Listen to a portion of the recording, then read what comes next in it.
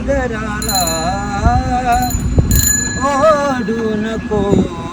रे धरून या पदराला ओढू नको रे रे नंदलाला छेडू नको रे रे नंदलाला छेडू नको रे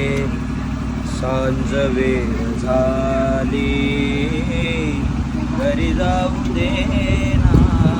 सांज वेळ झाली घरी जाऊ दे ना नको बसरीच्या छेडू सताना शब्द लाघवी काना बोलू नको रे रे नंदलाला